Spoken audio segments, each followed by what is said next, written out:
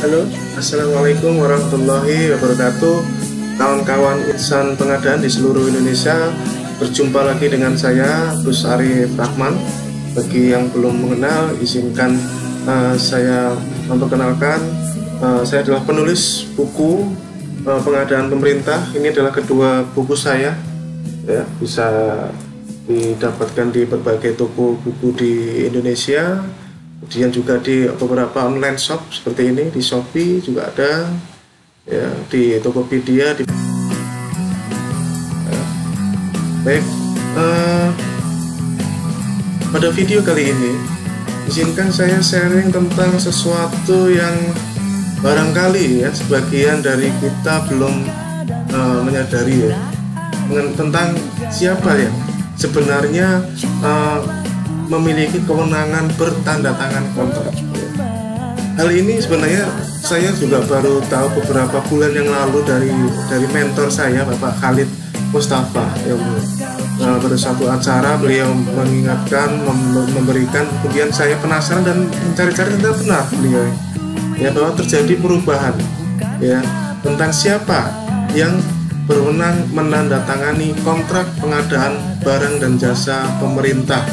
Ya, bahwa salah besar apabila kita berpendapat PPK yang menandatangani kontrak. Ya, kita lihat Bapak Ibu, terjadi perubahan regulasi yang barangkali kita mungkin tidak sadar. Kita bandingkan Perpres 54 yang dulu, ya, di pasal 11, kita lihat pasal 8 ya, tentang tugas dan kewenangan pengguna anggaran. Ya, di sini tidak ada berbunyi bertanda tangan kontrak sama sekali, karena memang yang bertugas melakukan tanda tangan kontrak di Perpres 54 tahun 2010 dan turunannya adalah diatur di pasal 11, yaitu pejabat pembuat komitmen menandatangani kontrak. Ya, PPK memiliki tugas pokok dan kewenangan menandatangani kontrak. Nah, sekarang kita lihat di Perpres 16, ya, di Perpres 16, kita lihat Perpres 16, kalimat tersebut dirubah sedikit dan dipindahkan kemana? Dipindahkan ke atas, di pengguna anggaran. Pengguna anggaran, ya. PA memiliki tugas dan kewenangan. Anda lihat di sini bahasanya bukan menandatangani kontrak, tapi mengikuti Undang-Undang 17 2003 ya, tidak salah ya, tentang keuangan negara, juga peraturan Menteri Keuangan ya, tentang pembendaraan ya, pembendaraan APBN LPD. Nah, di sini kalimatnya mengadakan perjanjian dengan pihak lain dalam batas anggaran belanja yang telah ditetapkan.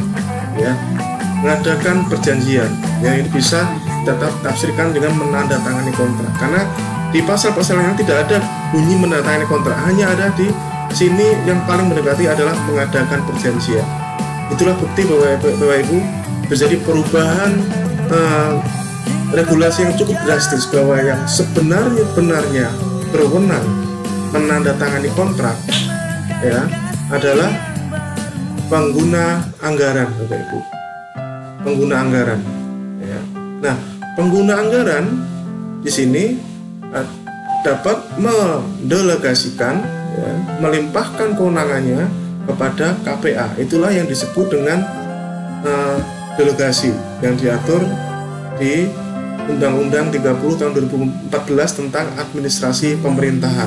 Ya, di sini Undang-Undang 30 ada yang namanya atribusi, ya, ada yang namanya delegasi. Ya, delegasi seperti ini, pendelegasian kewenangan berdasarkan ketentuan peraturan perundang-undangan.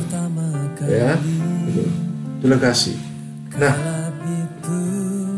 kembali ke Perpres 16, kita lihat PA dapat mendelegasikan kewenangan, dan kalau sudah delegasikan, tanggung jawab hukumnya pindah atau tidak.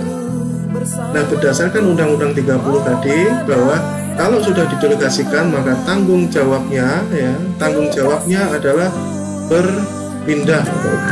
Ya.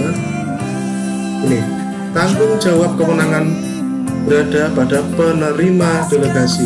Ya, Undang-Undang 30 tahun 2014 tentang Undang-Undang Administrasi Pemerintahan. Jadi kalau sudah didelegasikan, maka tanggung jawab kewenangannya berpindah, ya, berada di penerima delegasi. Ya, kembali ke pasal 16 lagi. Ya. Nah, sekarang kuasa pengguna anggaran di pasal 10 juga memiliki kewenangan, yaitu menerima pendelegasian dari PA tadi yang di pasal 1. Nah, kan tetapi pada ujung-ujungnya KPA dapat, ya, KPA dapat, ya, artinya tidak harus.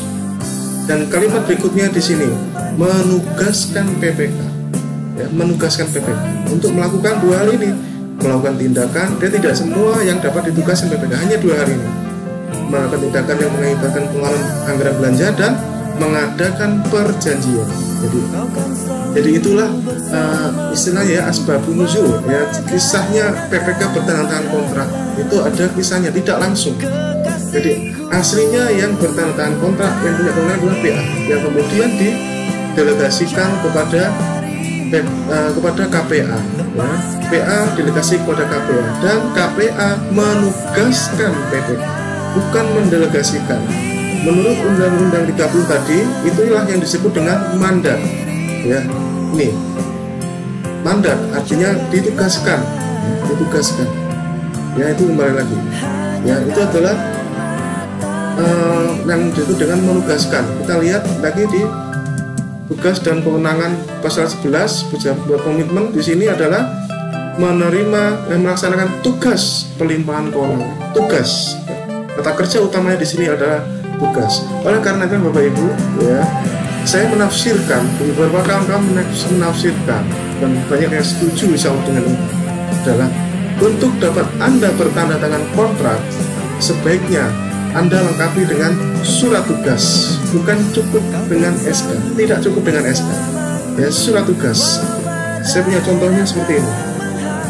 Ya, ini contohnya, ini KOP, ya, ini surat tugas, ya, ini KPA misalkan, ya, seperti ini surat tugas, berikan tugas untuk paket-paket terlampir di bawah ini misalkan, ya, ini bisa digelondongkan seperti ini atau mungkin bisa kelompok-kelompok paket, terserah, ya, terserah. Bagaimanapun ini hanya contoh yang bisa Anda dapatkan di buku yang tadi, yang buku kerja ya. Secara hukum, kalau Anda tidak mendapatkan penugasan dari PA atau KPA, maka penandatangan Anda itu, ya, bisa dikatakan cacat hukum, ya, menurut pendapat saya cacat hukum. Jadi saran saya, pesan saya pada video ini Bapak Ibu adalah jangan mau Anda bertanda tangan kontrak tanpa Anda menerima surat tugas dari PA atau dari KPA, ya, karena tugas bunyi di sini, ya, adalah tugas, ya, tidak cukup dengan SK, ya. Biasanya Pak, SK kan sudah ada Pak. Nah, SK itu adalah pengangkatan seseorang ke dalam suatu jabatan. Pengangkatan seseorang namanya SK. Kalau surat tugas itu hal yang berbeda. Adalah suatu perintah dari seseorang pada orang lain. Ya, karena di sini adalah melaksanakan tugas. Maka dasar hukumnya bukan SK tapi surat tugas. Ya. Seperti itu Bapak Ibu. Bagi Anda yang tidak setuju dengan ini tidak ada masalah. Tapi insya Allah saya mengatakan ini berdasarkan kompetensi yang saya miliki, ya. Bagi Anda yang belum tahu, izinkan saya menunjukkan ini adalah sertifikat kompetensi saya sebagai ahli media dan sebagai ahli muda. Artinya insya Allah memiliki dan menggunakan kompetensi yang saya miliki untuk bisa sharing pada Anda tentang hal seperti ini. Kesimpulannya adalah lengkapilah paket-paket penandatangan kontrak Anda dengan surat tugas yang contohnya seperti ini, ya. Semoga bermanfaat buat Anda. Kita semua tetap di rumah, jaga kesehatan. Terima kasih. Assalamualaikum warahmatullahi wabarakatuh.